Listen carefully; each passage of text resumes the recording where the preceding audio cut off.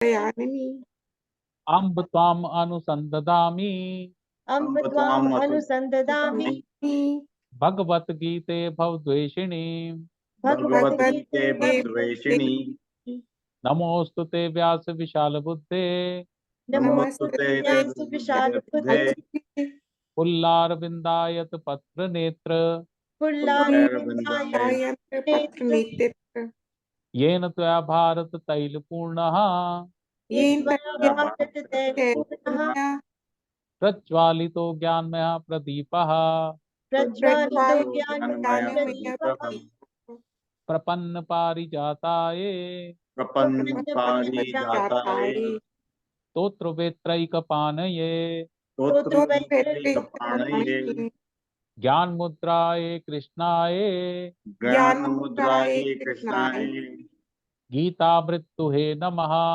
गीतामृतये नमः वसुदेव सुतं देवं वसुदेवसुतं देवं कंस चाणूरमर्दनम् कंसचाणूरमर्दनम् देवकी परमानंदम् देवकी परमानन्दम् कृष्णं वन्दे जगद्गुरुम् कृष्णं वन्दे जगद्गुरुम् भीष्म द्रोण तटा जयद्रथला भीष्मद्रोणतटा जयद्रथजला गान्धारनी लोतपला गान्धारिणी लोचपला शल्ये ग्रावती कृपेण वहनी शल्ये ग्रावती कृपेण वहनी कर्णेन वेलाकुला कर्णेन वेलाकुला अश्वत्थाम विकर्ण घोरमकरा अश्वत्थाम विकर्णमकरा दुर्योधना वर्तिनी दुर्योधनावर्तिनी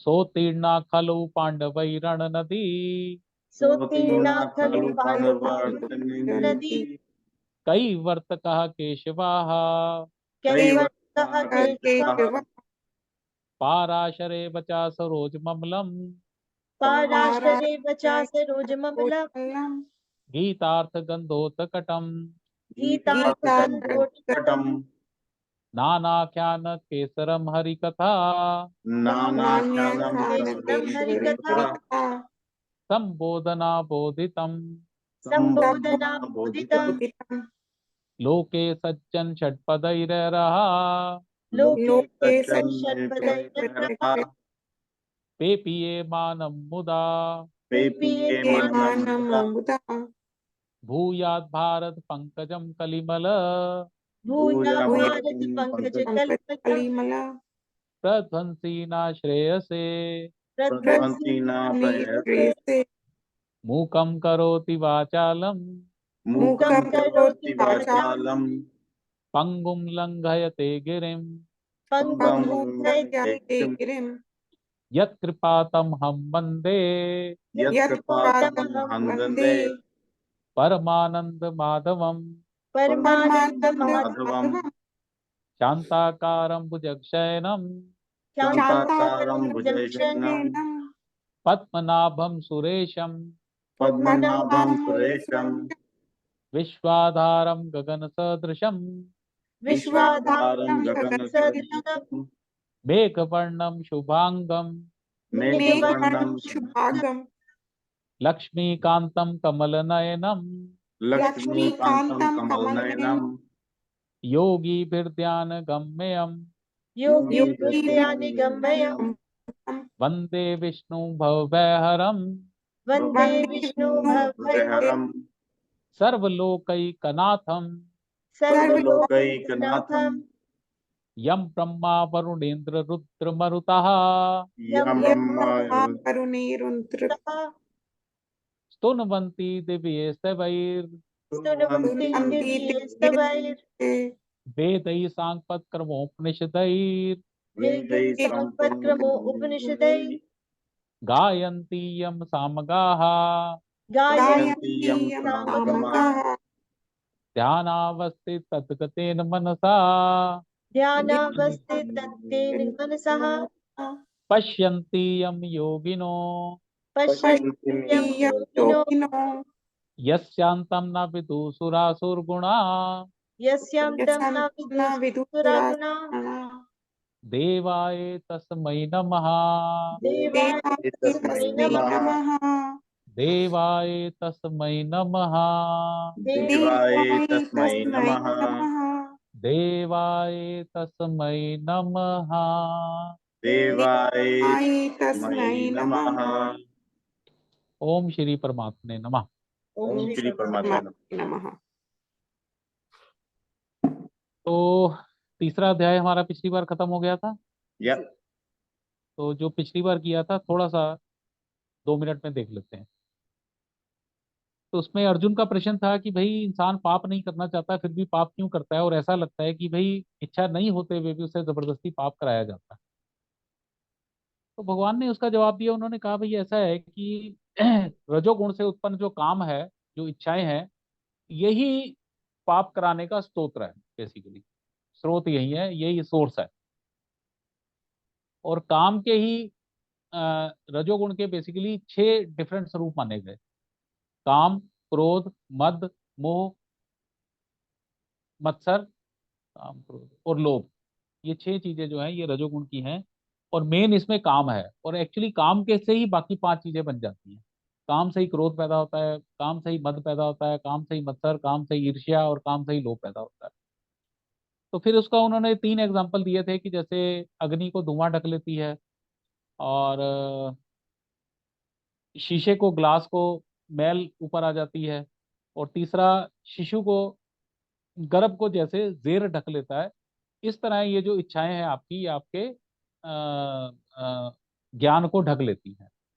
और फिर उन्होंने कहा कि भाई यही जो इच्छाएं हैं ये आपके ज्ञान को इस तरह से 3 तरीके से ढक के, और ये ज्ञानियों की नित्य वैरी है। अगर किसी आदमी ने अध्यात्म के मार्ग पे चलना है तो उसका सबसे बड़ा शत्रु अगर कोई है तो वो इच्छाएं हैं, काम है। और फिर उसमें उनके बाद उन्होंने कहा भी ये काम रहता कहाँ है। तो इंद्रिय, मनो और बुद्धि, 3 चीजें इसके काम स्थान करे कहे गए। और उसको उन्होंने कंपेयर किया कि जब इंद्रियों के अंदर इच्छाएं आती हैं तो उनको हटाना आसान है, जैसे अग्नि के ऊपर धुएं को हटाना आसान है। और जब वो मन के स्तर पर आ जाती हैं इच्छाएं, इंद्रियों को आप कंट्रोल नहीं कर पाए तो मन के अंदर आ जाएंगी इच्छाएं। जब मन के अंदर आ जाएंगी तो वहां से उनको इच्छाओं को थोड़ा सा और मुश्किल हो जाएगा हटाना। जैसे शीशे के ऊपर मैल होती है तो उसे आपको फिर सर्फ से साफ करना पड़ता है, वो हवा से नहीं जाती। मिट्टी जो है वो सर्फ से साफ करनी पड़ती है। मन के धरातल पे भी अगर आपने इच्छाओं को कंट्रोल नहीं किया तो फिर आपकी बुद्धि के ऊपर चढ़ जाएंगी, और बुद्धि से उन इच्छाओं को निकालना और ज्यादा मुश्किल हो जाता है। जैसे शिशु गर्भ में जब होता है तो उसकी जेर को काटना पड़ता है। अब वो नॉर्मल तरीके से नहीं वो शिशु बाहर आएगा, उसको काटना पड़ेगा तब जाके शिशु उससे बाहर निकलेगा। तो इसलिए उन्होंने कहा भी सबसे पहले तुम इंद्रियों को ही संयम करने की कोशिश करो। अगर इंद्रियों का संयम हो जाएगा तो मन और बुद्धि के धरातल पे आपको इतनी मुश्किल नहीं होगी चीजों को संभालने के लिए। और प्लस उन्होंने कहा कि इंद्रियों के लेवल पे ही संयम करके इस महापापी जो इच्छाएं हैं इनको मार डालो। और फिर उसके बाद उन्होंने कहा भी इंद्रियों से ऊपर मन है, मन के ऊपर बुद्धि है, और बुद्धि के ऊपर आपका आत्मबल है। आत्मबल सबसे ज्यादा स्ट्रोंग है। इस चीज को जानो, इस चीज को पहचानो, इस चीज को ढूंढो, और आत्मबल का आश्रय लेकर आप कुछ भी कर सकते हैं। कई दफा आदमी कहता है जी मेरे से मेरा मन नहीं मानता, मेरे से कंट्रोल नहीं होता, ये नहीं होता। तो ये गलत है। अगर आप आत्मबल का आश्रय लेते हैं तो आप कुछ भी कंट्रोल कर सकते हैं, इसमें कहीं कोई संशय नहीं। और उसके लिए फिर मैंने आपको बताया भी था कि एक शिव का स्वरूप है दक्षिणामूर्ति स्वरूप। तो बेसिकली इसे कहा जाता है action in silence.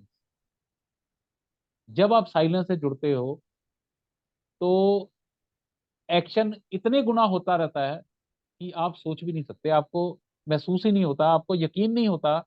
Down the line 2-3 years देखेंगे तो आपको लगेगा यार मैंने तो कुछ किया ही नहीं, इतने काम कैसे हो गए मेरे से। तो that is the power of silence. Silence means आत्मबल। ठीक है। या तो ये हमारा तीसरा अध्याय खत्म हो गया था। अब आते हैं हम चौथे अध्याय पे। बाकी मैंने बता ही दिया था ज्ञान तो देखो इतना ही है कि मैं आत्मा हूं। अब इसको समझाने के लिए दुनिया भर के ग्रंथ लिखे गए। सीधी बात, ये आपको आज समझ आ जाए, आज से 1000 जन्मों बाद समझ आ जाए, 10,000 से जन्मों के बाद समझ आ जाए, है तो इतना ही ज्ञान। अब बाकी जितने भी अध्याय हैं वो अर्जुन को बार बार एक्सप्लेन करने के लिए, जहां जहां अर्जुन के प्रश्न आते हैं कि भाई ये कैसे है भगवान, ये कैसे है, इसका क्या मतलब है, मन कैसे कंट्रोल होता है, ये कैसे होता है, वो सब चीजों के जवाब धीरे धीरे भगवान बाकी के अध्यायों में देते चले जाएंगे। ठीक है, हाँ जी। तो let's start with the fourth chapter today. ओम श्री परमात्मने नमः। ओम श्री परमात्माय नमः।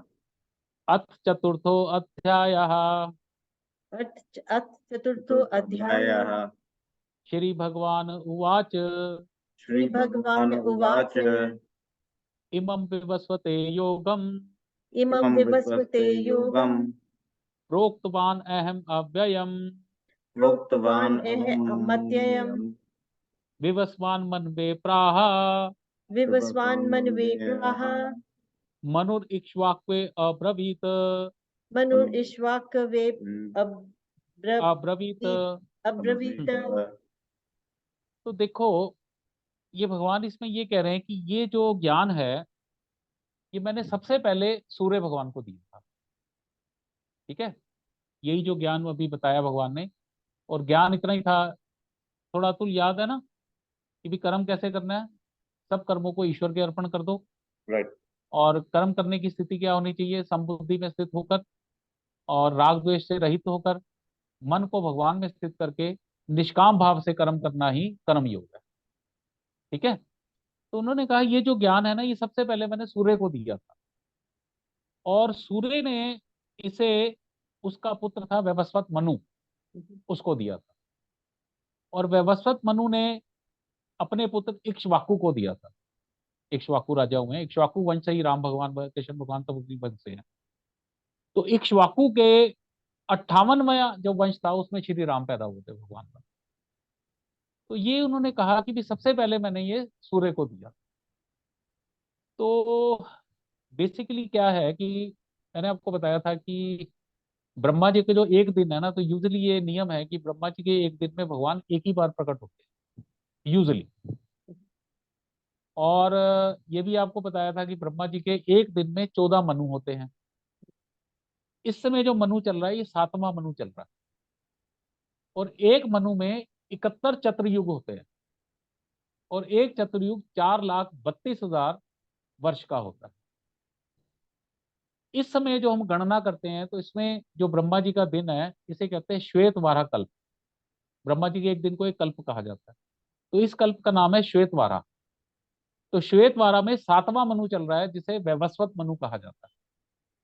और वैवस्वत मनु में जो 71 चतुर्युग होते हैं, अभी उसमें 28वां चतुर्युग चल रहा है, और 28वें चतुर्युग का चौथा कलयुग चल रहा है। ठीक है, या आगे थोड़ी सी आइडिया। हाँ, तो बेसिकली भगवान कहते हैं इसमें कि ये जो ज्ञान है ये सबसे पहले मैंने सूर्य को दिया था। सूर्य ने अपने पुत्र वैवस्वत मनु को दिया। हर मनु का एक नाम होता है, तो इसमें 7वां मनु चल रहा है जो ब्रह्मा जी का दिन है, और उसका नाम है वैवस्वत मनु। तो वैवस्वत मनु को दिया, वैवस्वत ने अपने पुत्र इक्ष्वाकु को दिया। इक्ष्वाकु ने फिर वो आगे, मतलब इस तरह से ज्ञान चलता चला गया। अब आगे नेक्स्ट श्लोक है। एवं परंपरा प्राप्तम इमं। एवं परंपरा प्राप्तम इमं। राज ऋषियो विदुः। राजऋषियो विदुः। सकालेन ही महता। कालेनि मेहता। योगो नष्टा परंतपा। योगो नष्टा परंतप। परंतप। तो भगवान ये कह रहे हैं कि मुझे तेरे को ये ज्ञान देने की जरूरत क्यों पड़ी। इसलिए पड़ी कि ये परंपरा से प्राप्त ज्ञान है। भाई, पिता ने पुत्र को दिया, उसने अपने पुत्र को दिया, उसने अपने पुत्र को दिया, अभी सूर्य ने अपने पुत्र वैवस्वत मनु को दिया, वैवस्वत मनु ने अपने पुत्र इक्ष्वाकु को दिया, और इक्ष्वाकु से ही आगे, मतलब ये ज्यादातर ये जो राजा होते थे, और वो इस ज्ञान को लेकर जब राज्य राज्य करते थे तो उन्हें राजऋषि कहा जाता था। तो सबसे बड़े राजऋषि जो हैं ये सब इक्ष्वाकु और ये सब ये राजऋषि ही माने गए। राजा जनक सबसे बड़ा राजऋषि माना गया, क्योंकि राजा जनक अभी लेटेस्ट हुए हैं। तो परंपरा से ये राज ऋषियों को प्राप्त हुआ। अब ये भी है कि वो राजाओं को क्यों प्राप्त हुआ। राजाओं को इसलिए प्राप्त हुआ कि बेसिकली राजा ही एक प्रजा को संभालता है। तो अगर राजा को ये ज्ञान होगा कि भाई मैंने किस तरह से राज्य करना है या किस तरह से कर्म करना है, तो उसी तरीके से वो अपनी प्रजा को भी अपने पीछे पीछे चलाएगा।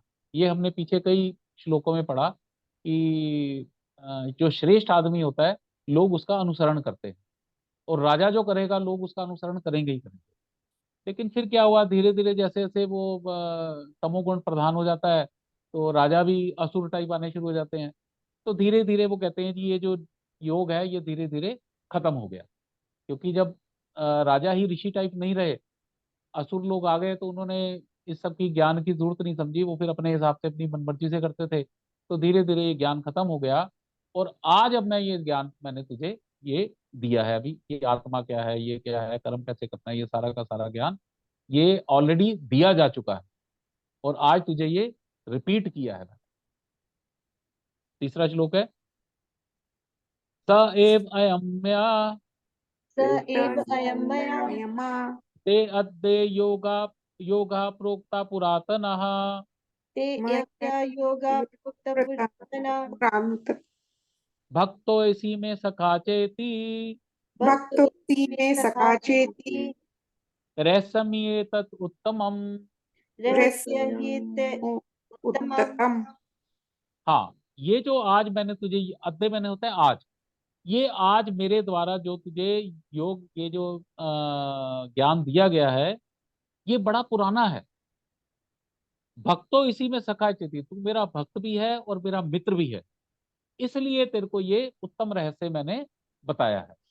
तो ये भगवान ने उसे बताया भी, ये ऐसा नहीं है ज्ञान बहुत पुराना है, और ना वैसे मैं बताऊं ये ज्ञान कभी भी चेंज नहीं होता। जो ये भगवान का ज्ञान है ये हमेशा सत्य है, ये ऐसा ही रहेगा, चाहे कितने भी कल्प बीत जाएं, कितने भी ब्रह्मांड टूट जाएं, ये हो जाए, ये ज्ञान सेम ही रहेगा। विज्ञान के ये वैज्ञानिक ज्ञान नहीं है, विज्ञान के ज्ञान है वो चेंज होते रहते हैं। भी जैसे विज्ञान में पहले कहते थे जी atom is the smallest particle, ऐसा ही था ना। तो हाँ हाँ बाद में पता लगा नहीं जी इसमें तो इलेक्ट्रॉन न्यूट्रॉन प्रोटॉन भी आ गया। तो विज्ञान का जो ज्ञान है ना वो बदलता रहता है, लेकिन ईश्वर का जो ज्ञान है ये पहले भी यही था, आज भी यही है, और आने वाले करोड़ों करोड़ों अरबों अरबों वर्ष तक भी यही ही रहेगा। इसमें कहीं कोई चेंज नहीं आ सकता। इसलिए मैं कहता हूं कि गीता के 700 श्लोकों में 5000 साल हो गए, लोगों ने बड़ी कोशिश की भाई इसमें हम कहीं कोमा की गलती निकाल दें, कभी उसकी गलती निकाल दें, आज तक कोई निकाल नहीं पाया। बड़े लोगों ने चेष्टाएं की, नेवर, नोबडी कुड डू। लोग अपने मन से जो मर्जी कहते रहे। एक वो देखा नहीं, वो गीता सार एक चलता रहता है, वो करोड़ों में छप गया, क्या लाए थे, क्या लाना है, क्या ले जाना है। भाई साहब मैंने 700 श्लोक 10,000 बार पढ़ लिए होंगे, आज तक मुझे वो कोई लाइन इसमें किसी श्लोक का अर्थ ऐसा मिला ही नहीं। भाई सदविचार जरूर है।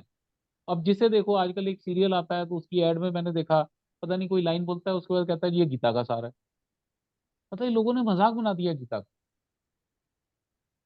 मतलब अपनी बुद्धि लगाते हैं, कुछ भी लगाते हैं और कहते हैं ये गीता में भगवान ने ऐसे कहा। मतलब दिस इज सो इरिटेटिंग। या गीता सार देखे हो ना, वो करोड़ों में छपे हुए हैं, हमने दुकानों भी पे देखा। ये वो लगे होते हैं गीता सार। और भाई साहब एक लाइन उसमें ऐसी नहीं है जो गीता में कही हो भगवान, पता नहीं किसने बना। तो कलयुग में ना वही शूद्र प्रधान है, मतलब कुछ भी लोग करते हैं। मुझे बड़ा अफसोस होता है वो देख के। कोई अच्छे विचार है आप लिख दो जी, सदविचार, बात समझ आती है। आप गीता का कैसे आप नाम ले सकते? अब हम सारे पढ़ेंगे ना गीता, एक भी श्लोक ऐसा नहीं मिलेगा जिसमें उसका कोई मीनिंग लिखा हो, जो कल तुम्हारा था आज किसी और का, परसों किसी और का हो जाएगा। अरे भैया कहाँ किस गीता भगवान ने बोला? कहीं नहीं बोला।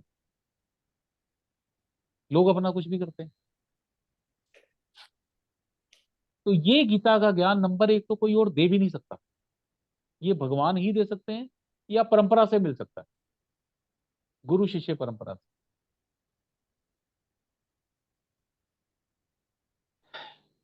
चलो नेक्स्ट करते हैं, चौथे का चौथा।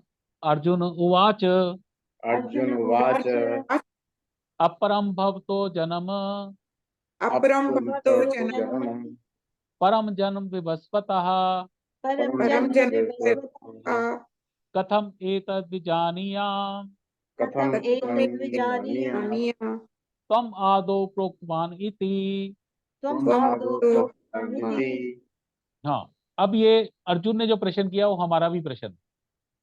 तो अर्जुन तो भगवान नहीं समझ रहा ना, अभी तो वो समझ रहा है कि ये मेरे सखा है, मित्र है कृष्ण भगवान को। वो कह रहा है जी अपूर्व भक्तो जन्म, आपका जन्म तो अभी हुआ है, परम जन विवस्वता, और जो सूर्य है वो तो पता नहीं करोड़ों साल से चलता चला आ रहा है। भाई अगर हम गणना करें तो आज के हिसाब से ये जो मनु शुरू हुआ, सातवां मनु, 12 करोड़ वर्ष बीत चुके हैं। गणना करें, 12 करोड़ वर्ष बीत चुके हैं इस मनु के लिए, दिन के लिए नहीं। ब्रह्मा जी का दिन तो अभी 6 मनु उससे पहले हो चुके हैं, ये 7वां मनु है। इस मनु में ही 12 करोड़ वर्ष बीत चुके हैं। और उस समय जब ये भगवान ने उपदेश दिया था, भगवान की आयु मेरे ख्याल 89 के 90 ईयर्स की थी उस टाइम, क्योंकि उस समय द्वापर युग में लोग 1000 साल तक जीते थे।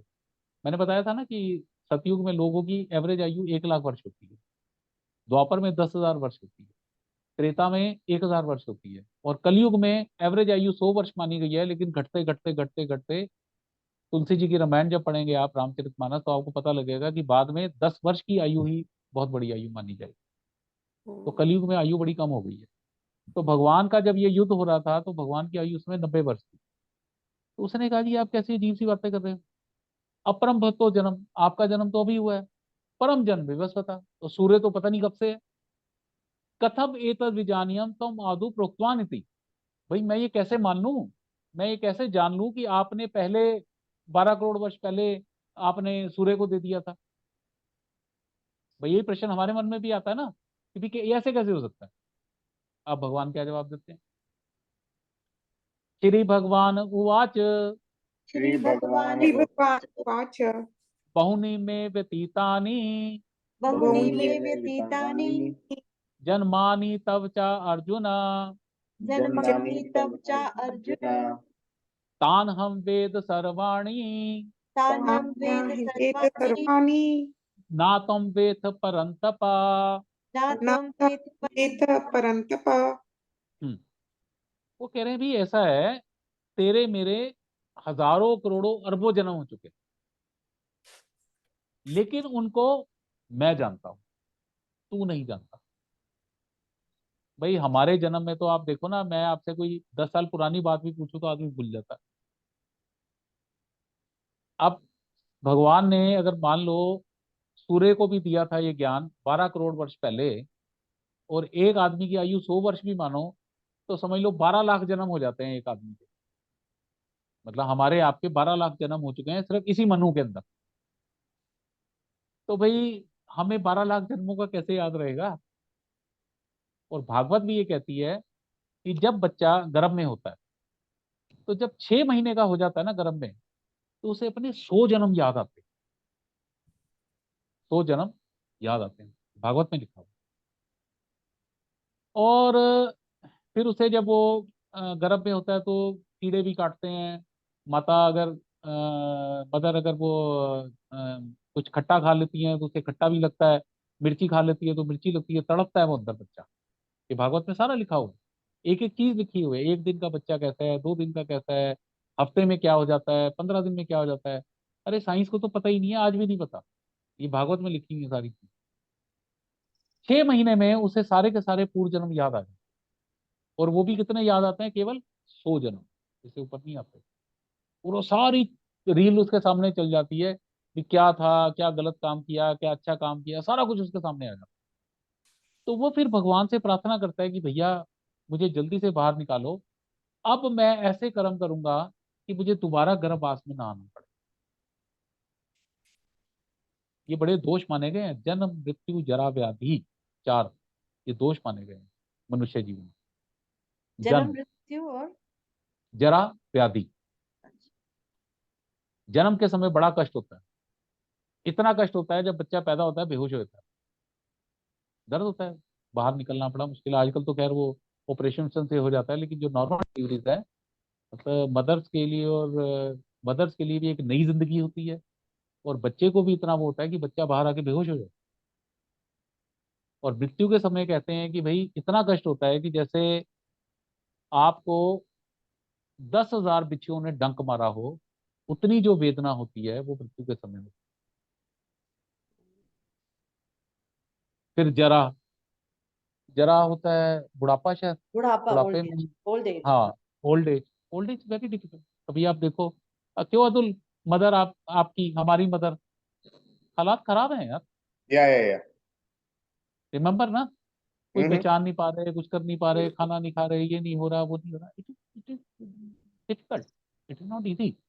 या और व्याधि, व्याधि में रोग जब हो जाते हैं, भाई जवान आदमी को भी रोग हो जाए, कभी हॉस्पिटल जाके देखो, एक्सीडेंट हो जाता है, एक टांग वो लटका देते हैं 6 महीने के लिए, लटकी पड़ी है ऊपर, ट्रैक्शन लगा देते हैं गर्दन के ऊपर, आदमी वो वेट लगा के पड़ा हुआ है इतने टाइम से।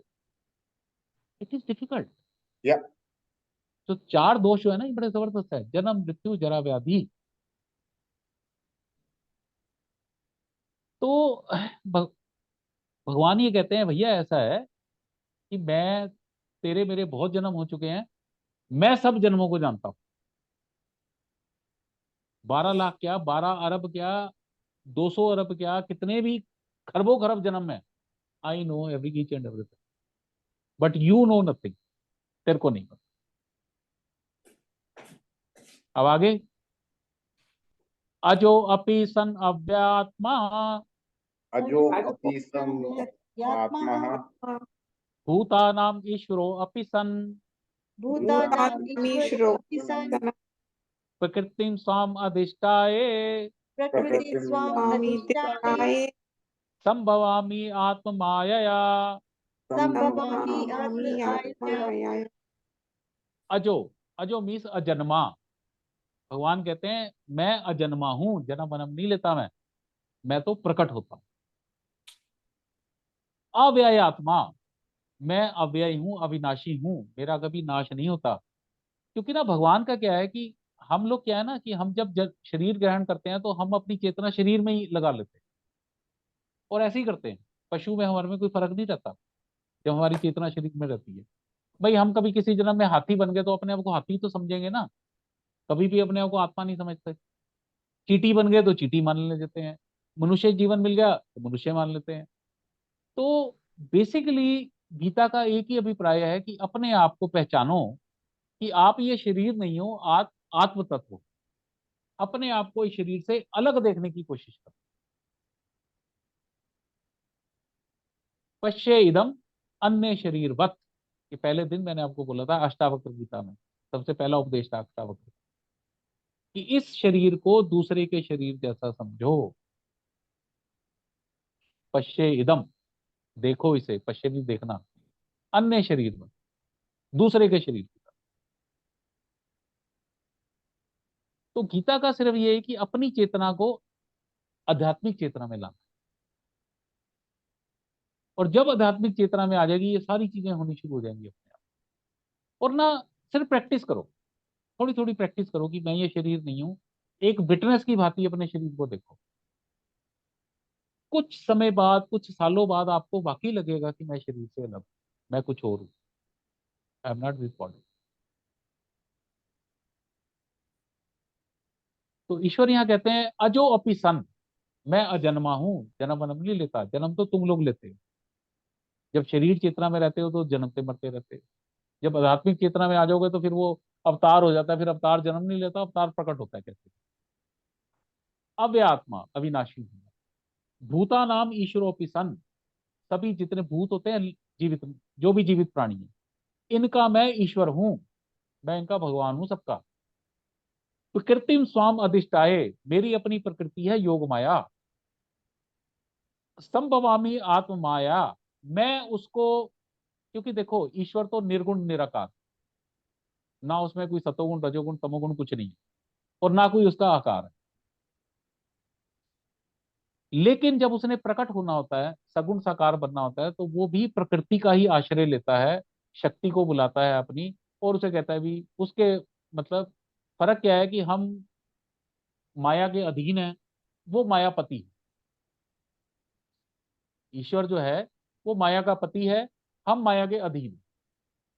तो वो अपनी पत्नी को ये ऑर्डर देकर कि भैया मुझे ऐसा ऐसा शरीर चाहिए, और इस तरह से अपने आप को संभवामी आत्म माया, अपने आप को प्रकट करते हैं। तो ये भगवान ने कहा कि भाई अच्छा, और दूसरी बात और क्या है, बाकी धर्म जो भी पढ़ोगे ना, तो उसमें कभी भी ईश्वर स्वयं नहीं आते। भाई पैगंबर जो आया तो अल्लाह का पैगंबर आया, वो यीशु का बेटा आया, तो उनके ना धर्मों में क्लियर लिखा हुआ है। वो कह रहे हैं जी ऐसा है कि ये तो जो है ना, ये भौतिक जगत जो है ये तो कष्ट भोगने की जगह, तो इसमें भी हमारे भगवान को आने की क्या जरूरत है, हमारे यीशु को, मतलब जो यीशु का बाप है या अल्लाह जी हैं, उन्हें आने की क्या जरूरत है। वो थोड़ी आएंगे यहाँ पे, राजा थोड़ी वो टॉयलेट में जाएगा, मतलब सफाई करने। नो, ये तो भैया हमारे ही ईश्वर हैं जो बेचारे चले आते हैं प्रकट हो जाते हैं। तो ये उनके धर्म कहते हैं क्लियर, क्योंकि उनसे क्वेश्चन पूछा जाता है जी अल्लाह क्यों नहीं आता, और यीशु का फादर क्यों नहीं आता। वो कह रहे नहीं, ये तो कष्ट भोगने की जगह है, तो इधर तुम का, लेकिन हमारे ईश्वर हैं वो आ जाते हैं। एक बड़ा अच्छा श्लोक भी आता है, नारद जी ने पूछा भगवान आप कहाँ रहते हो, तो बड़ा अच्छा श्लोक आता है, नाहम वसामी बैकुंठे योगी नाम हृदय चा येर मम भक्ता गायंती तत्र तिष्ठामि नारद। नाहम वसामी बैकुंठे, मैं बैकुंठ में नहीं बैठता, योगी नाम हृदय से चा, योगियों के हृदय में भी नहीं रहता मैं, यत्र माम भक्ता गायंती या नृत्यंती, जहाँ पे मेरे भक्त लोग रहते हैं, मेरा भजन करते हैं और मेरे बारे में मतलब मस्त हो जाते हैं, तत्र तिष्ठामि नारदा, मैं वहां जाके रहूं। तो भगवान भक्तों के वश में है, जहां जहां भक्त से बुलाता है भगवान पहुंच जाता है। आगे इसी में एक आएगा, ये यथा माम पर पद्मते तान तथा भजामी, जो जैसे मुझे भजता है मैं उसे वैसे ही भजता हूँ। भाई भगवान को सखा के रूप में देखो तो सखा के रूप में प्रकट हो जाएंगे, आपके वो भाई बन जाएंगे। पुत्र के रूप में देखो पुत्र बन के आ जाएंगे, आप उन्हें पिता के रूप में देखो पिता बन के आ जाएंगे। तो जैसा आपका भाव है, ही बिकम्स दैट। तो ईश्वर तो भाव का मुख है। तो इसमें भगवान ये कहते हैं कि भैया मैं स्वतंत्र हूँ, मैं किसी के वश में नहीं हूँ। मनुष्य जो शरीर मिलते हैं वो कर्म के वश मिलते हैं, ये अच्छे कर्म किए बुरे कर्म किए, क्या कौन योनियां सारी आपके कर्म के अधीन है। ईश्वर कर्म के अधीन नहीं है, ईश्वर कर्म का नियंता है। अजो अपि सन, मैं अजन्मा हूँ, अव्यय आत्मा, अविनाशी हूँ, भूता नाम ईश्वरोपि सन, सभी जीवों का ईश्वर हूँ, प्रकृति स्वाम अधिष्ठाए, अपनी प्रकृति को आदेश देकर, संभवामी आत्माया, उस माया के साथ मिलकर मैं फिर प्रकट हूं। ठीक है, अब आगे के दो श्लोक तो सभी को ही आते हैं पूरे वर्ड के अंदर हाँ जी, ये ना भगवान बता रहे हैं कि मैं धरती पे क्यों जन्म लेता हूँ। यदा यदा ही धर्मस्य यदा यदा ही धर्मस्य ग्लानिर्भवति भारत, ग्लानिर्भवति ज्ञानी भारत, भक्त अभ्युत्थानम अधर्मस्य, अभ्युत्थानं धर्मस्य, तदात्मानं सृजाम्यहम्। तदात्मानं सृजाम्यहम्। यदा यदा, जब जब, ही, धर्म से, धर्म की, ग्लानि, ग्लानि मीन्स हानि हो जाती है, धर्म को लोग अधर्म में प्रकट करना शुरू कर देते हैं, मतलब धर्म की अलग अलग डेफिनेशन देनी शुरू कर देते हैं, और अधर्म का और ग्लानिर्भवति भारत, अधर्म धर्म की हानि होनी शुरू हो जाती है। अभ्युत्थानम अधर्म से, अभ्युत्थान होता है बढ़ जाना, किसका बढ़ जाना, अधर्म का बढ़ जाना, अधर्म बढ़ जाता है। तदात्मानम सृजामी हम, तब तब मैं अपने आप को प्रकट करता हूँ। तो वही पे कह रहा था कि वैसे जो रूल है ना, नियम ये है कि ब्रह्मा जी के एक जो कल्प है उसमें 7वें मनु में जब 28वां चतुर्युग आता है, तो उसके द्वापर के अंदर भगवान पूर्ण अवतार कृष्ण के रूप में लेते हैं। इसलिए क्या होता है कि जब हम कथाएं पढ़ते हैं ना तो कभी कभी भेद आ जाता है, तो इसलिए भेद आ जाता है, वो कल्प भेद आ जाता है कि भगवान ने रोज ब्रह्मा जी के एक दिन के अंदर करना है, वो पिछले दिन में किया तो उसमें कुछ 19-20 का फर्क आ गया, इसलिए कथाओं में कभी कोई फर्क आ जाए, इसे कहा जाता है कल्प भेद हो गया। तो नियम तो यह है कि 7वें मनु में वो लेंगे, लेकिन ऐसा कोई नियम नहीं है, भगवान कभी प्रकट हो सकते हैं। बट यूजली एक ये कहा जाता है कि ब्रह्मा जी के दिन में, एक दिन में एक ही बार ईश्वर प्रकट होते हैं, और ये हमारी खुशकिस्मती है कि हमारे से 5,000 साल पहले वो प्रकट हुए हैं, और आज हम उन्हें, उनकी लीलाओं का श्रवण कर सकते हैं, गीता उपदेश पढ़ सकते हैं। जो जो उनको ज्ञान जो लुप्त हो जाता है बीच बीच में, वो ज्ञान हमारे पास अवेलेबल। तो वाई इज ठीक है। दिस? तो हाँ, ये ठीक है। तो ये जो महाभारत भी बनी थी, उसमें ये हाँ, श्लोक जो है ऊपर क्यों, मतलब why does this make it to the top of it? नहीं वो क्योंकि तो उनका, यार उसका नाट्य रूपांतरण करा है ना आई नो, बट ये श्लोक यूज किया ना उसमें। भाई। बेसिकली तो सबसे पहले उन्होंने यही बताने की कोशिश की ना, भगवान क्यों आए, और आके फिर उन्होंने क्या क्या करा। तो ऐसे कर दिया ना उन्होंने, एक तो सीरीज बना दी ना उन्होंने। Right right right. तो यदा यदा ही धर्म से ग्लानिर्भवति भक्ति भारत अभ्युत्थानम धर्म से तदात्मान जामे। ठीक है। या और वैसे धर्म की क्या डेफिनेशन है कि भाई धर्मो रक्षति रक्षता। ये सुना हुआ है नहीं? धर्म आपकी रक्षा करता है, जो धर्म का पालन करता है धर्म उसकी रक्षा करता है। धर्म आपकी कब रक्षा करता है जी? मृत्यु के समय रक्षा करता है, मृत्यु के बाद आपकी रक्षा करता है। जो आदमी धर्म के रास्ते पर चला है धर्म उसके साथ ही जाता है। युधिष्ठिर से बड़ा, युधिष्ठिर को धर्मराज कहा गया, उससे ज्यादा धर्म का पालन करने वाला कोई आदमी नहीं। तो अगर कभी आप महाभारत पढ़ो तो लास्ट में क्या हुआ कि जब वो स्वर्ग को गए तो उनके साथ एक कुत्ता भी गया।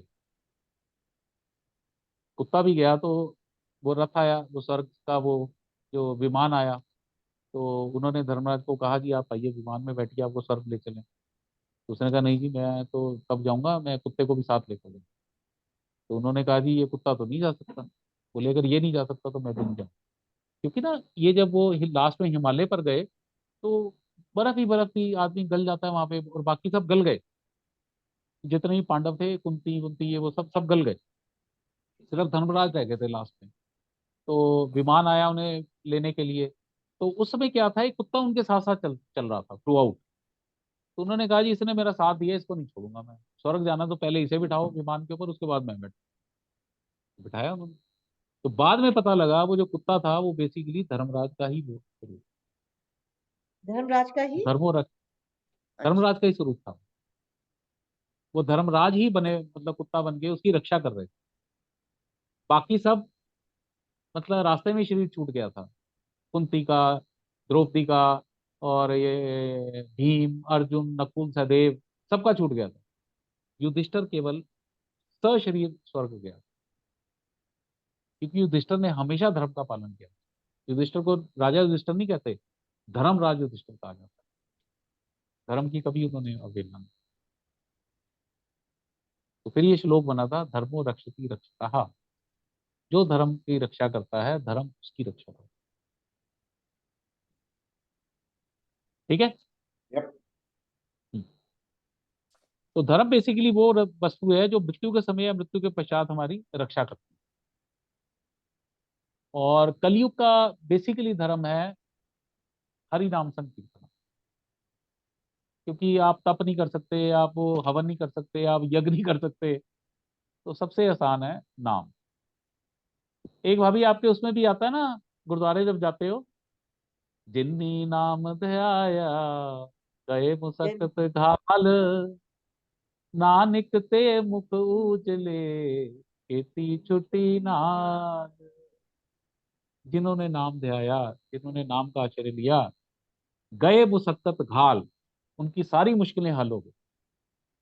नानक ते मुख उजले, सिर्फ उन्हीं को ही उजला मुख वाला कहा जा सकता है जिन्होंने नाम ध्याया। खेती छुट्टी नाल, उनको जन्म मरण की भी छुट्टी हो, ये इसका मीनिंग है। या तुम गुरुद्वारे जाते हैं ना, ये रोज मेरे ख्याल 25 बार ये गाते हैं ये लाइन। हाँ, या ये जपजी साहब खत्म होता है इसके साथ। हाँ, जिन्नी नाम ध्याया गए मुसक्कत घाल, जिन्होंने नाम ध्याया उनकी सब मुश्किलें दूर हो गई। नानक ते मुख उजले, नानक कह रहे हैं कि वही उजले मुख वाले हैं। खेती छुट्टी नाल, और साथ में उन्होंने जन्म मरण के बंधन से भी छुट्टी पा। तो कलयुग का धर्म नाम संकीर्तन है। आप सिर्फ नाम लेते रहें, कृष्ण का, भगवान राम का नाम, ये बड़े पावरफुल है। ये आपके पता नहीं कितने, भाई अब जो इस जन्म में कर्म मिले हैं, प्रारब्ध, प्रारब्ध को तो भोगना ही पड़ता है, लेकिन पहले जो पूर्व जन्म के इतने पहाड़ हैं वो सब जलने शुरू हो जाते हैं। ये सच्चाई है। इसमें कहीं कोई संशय नहीं। जितना आप नाम लेंगे आपके पूर्व जन्म के जितने भी पाप होंगे वो जलने शुरू हो जाते हैं, और इसके बड़े सारे प्रमाण हैं। ठीक है, हम्म, आगे।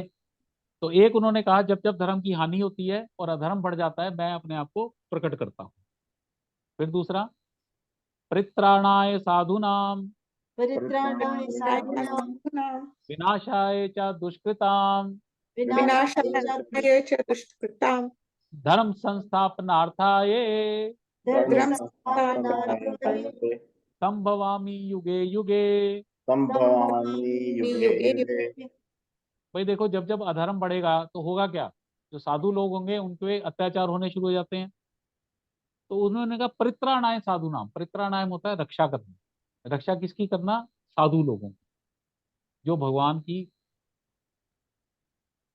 भक्ति करना चाहते हैं। विनाशाय च दुष्कृताम, और उनको जो तंग करते हैं दुष्ट, उनके विनाश करने के लिए।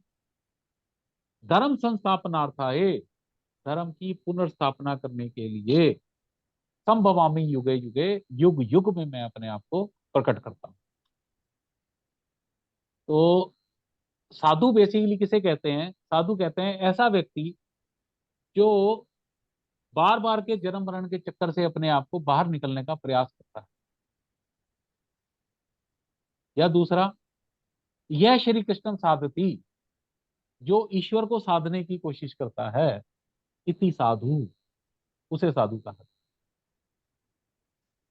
तो बेसिकली तो यह भी जन्म मरण के चक्कर से आप बाहर निकलने की अगर कुछ भी आप बढ़ते हैं तो आप साधु की श्रेणी में आते हैं।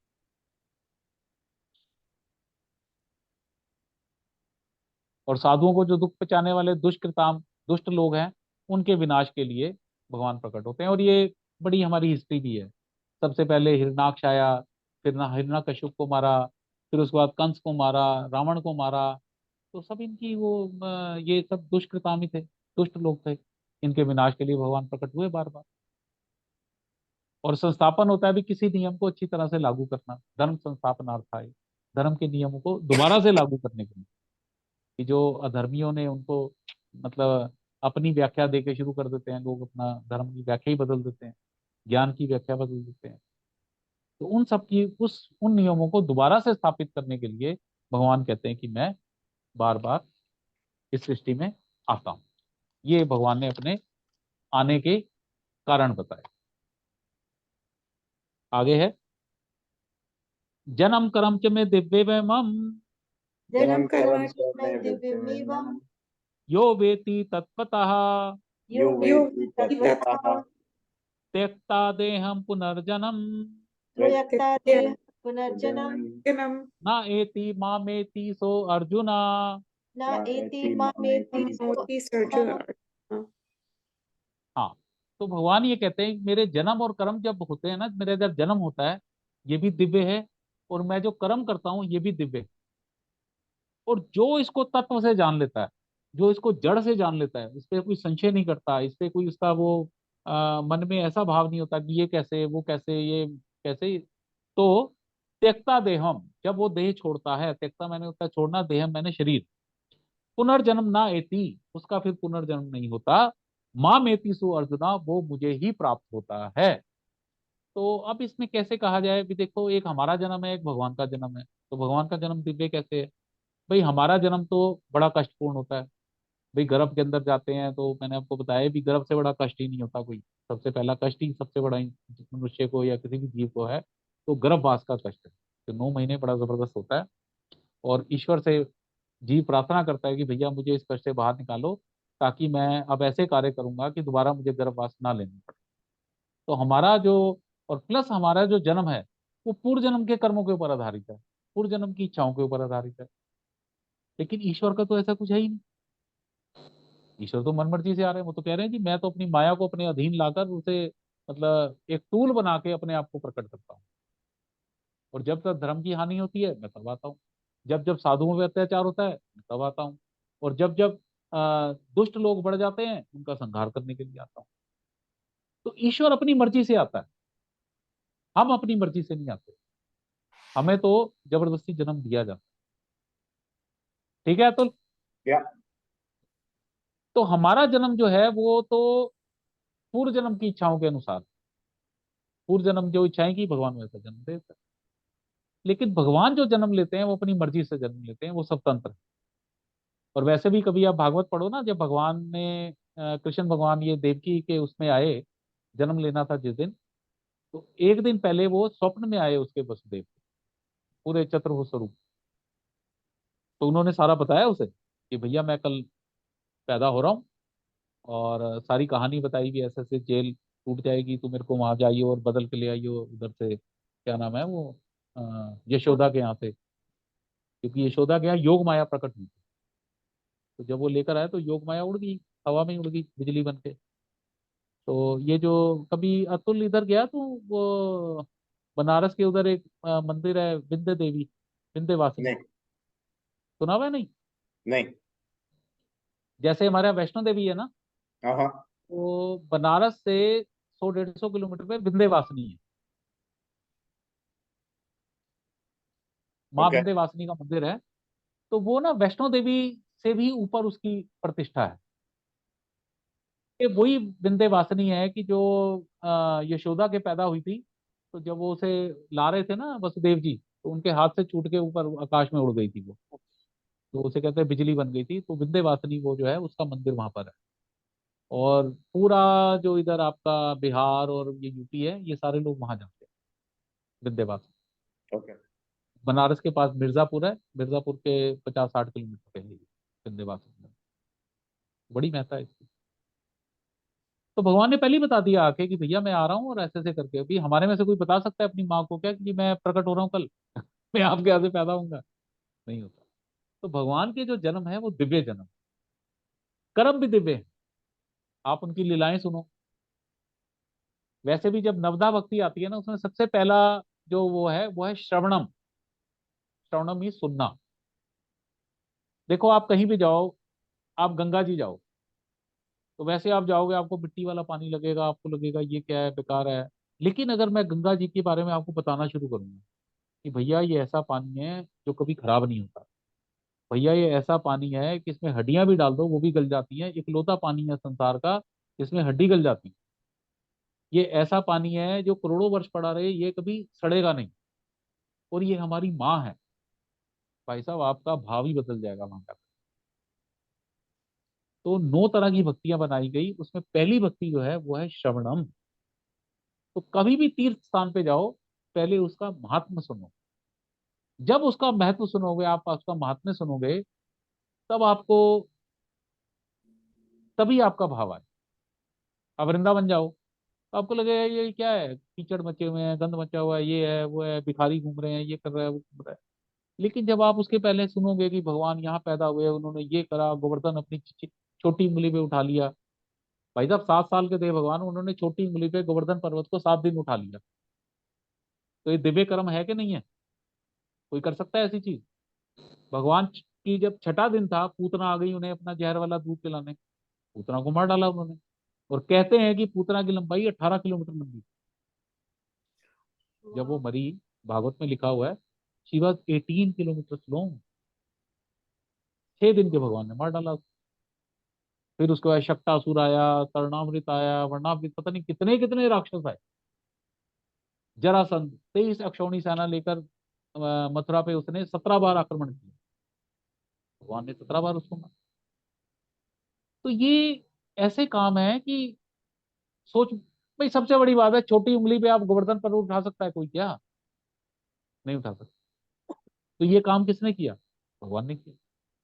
ये दिव्य कर्म। तो भगवान ने ये कहा इसमें, जन्म कर्म से मैं दिव्यम एवं, मेरे जन्म और कर्म दोनों ही दिव्य है। यो वेति तत्वतः, जो इसको जान जाता है, त्यक्ता देहम, क्योंकि देखो जो जान जाएगा उसे भगवान में श्रद्धा हो जाएगी, सीधी सी बात। और श्रद्धा हो जाएगी तो बस वो भाव बन गया, तो बात खत्म। आप मृत्यु होगी तो फिर वो यमराज नहीं आएंगे, भगवान के दूत आएंगे, आपको ले जाएंगे अपने साथ, और जन्म मरण का बंधन खत्म। लेकिन उस भाव में रहना पड़ेगा। तो जन्म कर्म जो दिव्यम यो वेति तत्व था, मेरे जन्म और कर्म, दिव्य जन्म और दिव्य कर्म को जो तत्व से जानता है, जो जड़ से जानता है, और उस भाव के अंदर भावित हो जाता है, त्यक्ता देहम, शरीर छोड़कर पुनर्जन्म ना आती, उसका पुनर्जन्म नहीं होता। माम एति सो अर्जुना, वो मुझे ही प्राप्त होता है। और गए हैं सशरीर, कुछ लोग गए हैं। ये जो ध्रुव तारा है, जब इसकी ध्रुव, ये ध्रुव तारा ही बन गया ना जो ध्रुव भगत है, तो ये जब मरे तो यमदूत आए और साथ में विमान भी आया इनको लेने के लिए। तो मृत्यु के सिर पे पैर रख के ये विमान के ऊपर चढ़े। संत तुकाराम तो अभी हुए हैं 400-500 साल पहले, इनको भी विमान लेने आया, सशरीर चले गए, शरीर नहीं मिला इनका, कहाँ गया कहाँ नहीं गया। कबीरदास, कबीरदास जी वो ओढ़ गए, ओढ़ ली उन्होंने वो चद्दर सी, अगले दिन चद्दर ही चद्दर थी, कबीरदास जी गए थे। तो सशरीर जाते हैं, लेकिन वो भाव होना चाहिए। तो भगवान ने इसमें बताया कि भाई जो इस तरह से मेरे अंदर भाव में रहता है, वो कर्म बंधन से वो भी छूट जाता है। ठीक है, अगला श्लोक। वीतराग भय क्रोधा, वीत राग भय क्रोधा, मन मया माम उपाश्रिता, मन्मया मन्मया माम उपाश्रिता, बहवो ज्ञान तपसा पूता, देवो तपसा पूता, मद भावम आगता। मद्भावम आगता। आगता। वीतराग भय क्रोधा, जिनके राग भय और क्रोध खत्म हो चुके। राग आपको पता ही है, कोई अनुकूल चीज आ जाती है तो उससे हमारा राग हो जाता है, और कोई प्रतिकूल चीज आ जाती है तो हमें उससे द्वेष या ईर्ष्या होनी शुरू हो जाती है। तो जिनके राग द्वेष खत्म हो गए हैं, भय जिसका खत्म हो गया है। भाई देखो, हमारी इच्छाएं पूरी नहीं होती, और सामने जो आदमी है जिसकी वजह से इच्छा पूरी नहीं हो रही, अगर वो हमसे बलवान है तो हमें उससे भय लगता है। अगर वो हमसे कमजोर है तो उस पर हमें क्रोध आता है। भय और क्रोध का सिंपल सिंपल ये मीनिंग है। इच्छा पूरी ना होने पे क्रोध आता है, और अगर वो बलहीन है तो क्रोध आ जाएगा, और अगर वो हमसे वो बलवान है तो हमें डर लगेगा उससे। तो इसलिए भगवान ये कहते हैं कि भाई जिसके राग भय और क्रोध खत्म हो चुके हैं, और वो खत्म तभी होते हैं जब आप ईश्वर का आश्रय लेते हैं। जब आपको पता है कि मेरा आश्रय भगवान है, तो फिर डर डर नहीं लगता। तो यार मैं सच्चाई बता रहा हूँ कि भी मैं तो, मेरा तो मृत्यु से डर खत्म हो चुका है। या मुझे अभी मृत्यु आए ना तो मैं अभी कहूंगा चल भी चले। सबसे बड़ा डर तो यही है। क्यों? क्योंकि होता है यार ईश्वर साथ है, बात खत्म, हमने कोई गलत काम किया ही नहीं, तो हमारे राइट। साथ ही है। तो ये जब विश्वास आ जाता है ना, तो ये डर दूर सब भाग जाते हैं। किससे डरना, क्यों डरना? तो भगवान ये कहते वीत राग भय क्रोधा, जिनके भय क्रोध और ये खत्म हो चुके हैं। मन मया, जो मेरे, ऐसा व्यक्ति जिसके व्यवहार तथा आचरण में भगवान ही बसते हों, वो होता है मन मया। मेरे अंदर ही अब उसका व्यवहार है, मेरे अंदर ही उसका मन लगा हुआ है। भगवान कह रहे हैं मेरे अंदर ही जिसका सारा सब कुछ अब संसार आ गया, मन मया माम उपाश्रिता, और अब वो मेरे ऊपर ही आश्रित है, किसी और के ऊपर आश्रित नहीं है। तो अब इसको ना, ऐसे लोगों को हंस भी कहा जाता है। आपने कई बार देखा ना, कई गुरुओं के आगे हंस लिखा होता है, परमहंस श्री गुरु ये, हंस श्री गुरु ये। तो वो क्यों लिखते हैं? वो इसलिए लिखते हैं, भी देखो, दो चीजें हैं। सर्वम मायामयम जगत, भी सारा जगत माया स्वरूप है। ये तो हो गया शारीरिक चेतना वालों के लिए। हम्म। तो सर्वम कृष्णमयम जगत, जो आध्यात्मिक चेतना में आ गया, उसके लिए सब कृष्ण ही कृष्ण है। लेकिन ये भी सच्चाई है कि माया और कृष्ण दोनों मिले हुए हैं जगत में। ईश्वर भी है, माया भी है, दोनों गुटे हुए हैं। हंस की एक वो होती है कि हंस को दूध और पानी मिक्स करके दे दो, तो उसमें वो दूध दूध पी लेता है, पानी छोड़ देता है। हाँ। ठीक है। तो इसलिए संतों को ना हंस की उपाधि दी जाती है, कि ईश्वर और माया संसार का जो मिश्रण है, तो कह रहे हैं वो ईश्वर ईश्वर को चुन लेते हैं, माया माया को छोड़ देते हैं। तो ऐसे जो वीतरागी संत होते हैं, उन्हें हंस और परमहंस की उपाधि दी जाती है। ठीक है भाभी, ये तो आपने भी सुना होगा ना, परमहंस द्वैत मत श्री श्री इतने ऐसे ऐसे। तो इसलिए उन्हें ये हंस और परमहंस की उपाधि दी जाती है। माम उपाश्रिता, और फिर भगवान कह रहे हैं जो मेरा ही आश्रय में आ गया। भागवत में भगवान ये कहते हैं कि भाई लोग मेरी पूजा करने से डरते हैं। क्यों डरते हैं? क्योंकि भगवान इसमें चौड़े होके कहते हैं। वो कह रहे हैं जो मेरा भक्त बनता है विष्णु भगवान, मैं सबसे पहले उसका धन छीन लेता हूँ, उसकी पति पत्नी छीन लेता हूँ, उसका परिवार छीन लेता हूँ, उसके सारे काम धंधे सब छीन लेता हूँ। और फिर उसके बाद भी अगर वो मेरे अंदर मेरा ही आश्रय लेकर रहता है, वो सोचता है कि ठीक है जी भगवान जो कर रहे हैं ठीक कर रहे हैं, फिर मैं उसे अपने जो मेरे भक्त हैं उनकी टोली में डाल देता हूँ, उनका संग दे देता हूँ। और फिर उसके बाद मैं उसे जो भगवान का दिव्य फल है भक्ति उनकी, वो मैं देता हूँ। और उसके बाद भगवान कहते हैं मैं उसकी आवश्यकताएं पूरी करता हूँ, इच्छाएं पूरी नहीं करता। तो भागवत में कहते हैं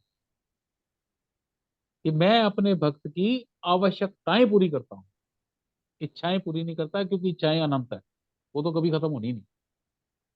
वो तो पिछले अध्याय में भगवान ने कह दिया कि आपका सबसे बड़ा दुश्मन अगर कोई है ज्ञानी का, तो केवल और केवल इच्छाएं ही हैं। कह रहे मैं इच्छाएं पूरी नहीं करता, सिर्फ आवश्यकताएं पूरी। ये कहेंगे अभी भगवान 7वें के, हाँ 9वें अध्याय में आए थे शायद, 9वें अध्याय में आए। फिर उसके बाद उन्होंने कहा बहवो ज्ञान तपसा पूता। तो ज्ञान की तपस्या से फिर ऐसे जो पवित्र हो गए लोग, पूता होते हैं पवित्र, बहवो मीन्स बहुत सारे लोग जिनका राग भय क्रोध खत्म हो गया है, मेरे अंदर ही व्यवहार करते हैं, मेरा ही आश्रय लेते हैं, और ज्ञान की अग्नि से वो तप चुके हैं। मद भावम आगता, ऐसे लोग जो है वो मेरे को प्राप्त हो चुके हैं।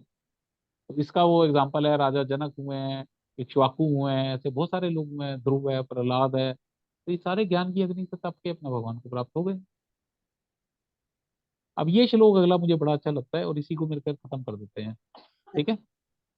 ये यथा माम प्रपद्यन्ते ये यथा माम प्रतंचन्ते तान् तथाहि भजामि अहम् तां तां तथाहं तथैव भजाम्यहम् मम वर्तम अनुवर्तन्ते मम वर्तम् वर्तम अनुवर्तन्ते अनुवर्तन्ते मनुष्या पार्थ सर्वशाः। मनुष्याः मनुष्याः पार्थ पार्थ सर्वशः। सर्वशः। तो ये वही मैं जो भी बता रहा था कि जो भगवान को जिस भाव से याद करता है, भगवान उसको उसी भाव से भजने लग जाते हैं। आप भगवान को सखा के रूप में जाने, आप भगवान को मित्र के रूप में जाने, आप भगवान को पिता के रूप में जाने, आप भगवान को अपना पुत्र समझ लें, भगवान को अपना भाई समझ लें, भगवान को कुछ भी जैसा जो समझेंगे वो उसी तरह से आपके साथ वो आपके मन के अंदर खेलना शुरू कर दें। आपको लगेगा जैसे भगवान को बड़ा भाई मान लो, तो आपको अंदर से ऐसे लगेगा कि एक बड़ा भाई आपको, भगवान बड़े भाई की तरह आपके साथ बिहेव करना शुरू कर देगा। तो ये भगवान कहते हैं ये यथा माम प्रपद्यन्ते। प्रपत्ति होता है एक्चुअली, प्रपत्ति वर्ड होता है थक के गिर जाना। प्रपदंती इसका बहुवचन है कि जब लोग थक के बाकी सब जगह से मेरे शरण में आ जाते हैं, ये यथा माम प्रपद्यन्ते तान तथाई भजाम्य हूं, मैं भी उनको उसी प्रकार से उसी भाव से मैं उनको मिलना शुरू कर देता हूँ। कोई मुझे पिता के भाव से देखता है तो मैं पिता की तरह ही उनसे मिलना शुरू कर देता हूँ। कोई मुझे पुत्र के भाव से देखता है तो मैं पुत्र की तरह ही उनसे उसके भाव में आ जाता हूँ। मम वर्तम अनुवर्तनते मनुष्य पार्थ सर्वशा। और सभी जितने भी लोग हैं, जितने भी मेरे भक्त हैं, वो जो जो मैंने रास्ते दिखाए हैं वो उसी को ही अनुसरण करते हुए जीवन में आगे बढ़े। ये यहाँ तक हमारा ये 11 हो गया। अब आगे चलना हो तो चलूं, टाइम तो हो गया। नहीं, नेक्स्ट नेक्स्ट टाइम करेंगे कुकू, हम लोग को फिर निकलना भी है। हाँ ठीक है, तो 11 पे हम इसे आज यहीं से शुरू करते हैं। ठीक है। गीता शास्त्रम इदम पुण्यम गीता शास्त्रम इदं पुण्यम यह पठेत प्रयतः पुमान् ये ये पठेत् पठेत् प्रयतः पुमान् विष्णु पदम अवाप्नोति विष्णुपदम् अवाप्नोति भयशोकादि वर्जिताः। वैशोकादि वर्जिता।